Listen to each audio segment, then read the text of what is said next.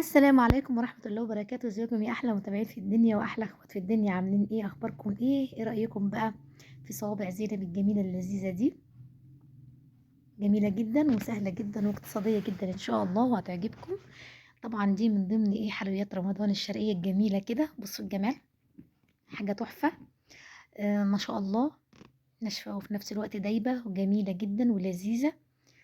يلا بينا نشوف عملنا صوابع زينب اللذيذة دي ازاي. يلا بينا. بصوا معايا هنا ايه، نص كوباية دقيق سميد اللي هو دقيق البسبوسة، اللي هو بنشتريه من محلات مستلزمات الحلواني السايب، مش الأكياس. تمام. ومعاها كوباية دقيق. احنا هنعمل مقدار صغير، واللي يحب يضاعف المقدار طبعا يضاعف المقدار ويزود كل حاجة 2. ومعلقة واحدة سكر، ما تكتريش فيها قوي عشان ايه لما تيجي تقليه ما يحمرش منك بسرعة وما يكونش ايه مستوي من جوه. تمام. وهنا بقى اهم حاجة في الموضوع علشان الشكل بتاعه يحتفظ بيه وما ينفش منك ولا ي... الشكل بتاعه يتغير. تحطي زي ما انت شايفه كده نص معلقه صغيره خميره بيره. نص معلقه صغيره خميره بيره، ما نكترش في الخميره علشان نحتفظ بشكلها زي ما هي كده والرسومات بتاعتها زي ما هي لما تيجي تتقلي ما تغيرش شكلها وتحافظ على شكلها. ومعلقتين سمنه، معلقتين سمنه.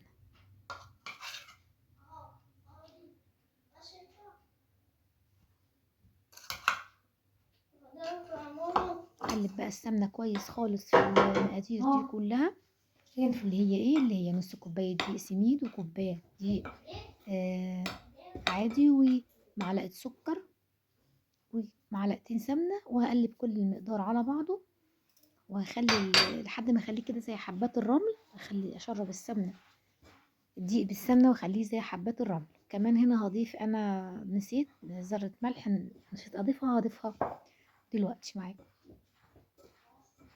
وهنقلب كل المقادير كده على بعضها لحد دي ما يشرب ايه معلقتين السمنه.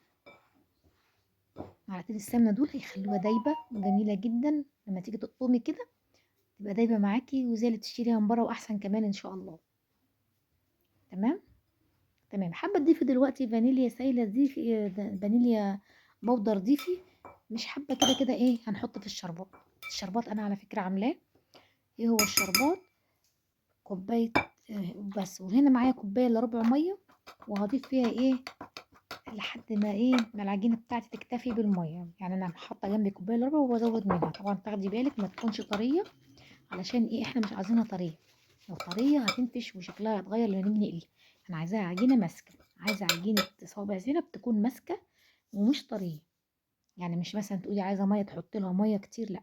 اول ما تتلمي معاكي كده وتبقى عجينه ماسكه نفسها خلاص. ماسكه نفسها مش ناشفه قوي، لا، ماسكه نفسها بحيث انها تتشكل معايا، لكن في نفس الوقت ما تلزقش في ايديا ولا تكون عجينه طريه، علشان تفضل بشكلها الحلو دوت زي الجاهزه بالظبط كده ان شاء الله لما بنشتريها. ما تفكش منك وانت بتقليها، ما تسيحش، لا. وفي نفس الوقت وانت بتشكليها تتشكل معاكي وايه وما تلزقش. خلاص كده العجينه بقت كويسه. السر بقى هنا ان انا مش بخليها تخمر ولا اي حاجه، يا دوبك بخلص عجني فيها وبحضر صينيه كده جنبي وبجيب الاله اللي ايه هشكل بيها بقى، سواء دي او سواء المبشره او منخل سلك او اي شكل تتعملي بيه بالشكل اللي انت حباه. واي شكل في يعني هي ليها كذا شكل، شكل ضيق وشكل واسع، فانا هجرب كل الاشكال معاكم. والشكل اللي ترتاحي عليه تعمليه عادي خالص. يعني حابه كمان تعملي بمنخل سلك بيدي برضو منظر ظريف، حابه تعملي بشكل من اشكال قطعات الكحك برضو براحتك. يعني ايه، بصي الموجود عندك تشتغلي بيه، مش مشكله خالص ان انا جبت دي. اي حاجه عندك عايزه شكلها تعملي بيه تعمليها بيه. بس هما طبعا في الغالب كله بيعمل ايه بالاشكال دي، يعني بالمبشره دي. بصوا ده الشكل الكبير، فبراحتك خالص يعني اللي ترتاحي له تشتغلي بيه. المهم بقى ايه، تحاولي تخلي الكور قد بعضها. ممكن تقطعيها الكور وانتي قاعده. بص انا عملت طول معاكم، وبعد كده بقى ايه هخلص كل الكميه عشان الايه الفيديو ما يطولش عليكم. هنا خلصت ما شاء الله كل الكميه، شايفين كوبايه الدقيق والنص سميد يعني ادتني كميه قد ايه ما شاء الله، كميه كبيره. سخنت الزيت بتاعي وهنزل بيه كده زي ما قلت لكم، ما بخليهاش تخمر ولا اي حاجه خالص. على فكره في ناس بتعملها برضو بالبيكنج باودر بس من غير خميره، ولكن برضو ايه على طول ما بيجي تكتروا منه عشان ما تحطوش، لكن ما شاء الله ما بحطهاش الزيت ولا بيزيد وزن يعني حجمها ولا بتفك معاكي ولا اي حاجه، علشان ما خليناش تختمر وعشان ما كترناش الخميره. وده السر يا بنات، انها تحتفظ بقوامها وبشكلها وبمنظرها، ما بتتخنش ولا تفك ولا تفرقع ولا الحاجات دي خالص ان شاء الله. تمشي على الخطوات دي باذن الله وتعملي احلى صوابع زينب عملتيها في حياتك. تمام. تحاولي بقى كده ايه تحافظي تخلي بالك منها وانت بتقليها عشان تاخد كلها لون واحد وتبقى زي بعضها، زي بتاعه البيان بالظبط. ما تسيبيهاش طبعا ايدك فيها، تهزي الطاسه وتقلبي في الاول، وبعد كده لما تلاقي مسكت نفسها خالص كده تقومي ايه بالمعلقه بقى او اي حاجه بتقلبي بيها زي كده، تخلي بالك وتقلبيها عشان كلها ان شاء الله تبقى ايه لون واحد وشكل واحد باذن الله.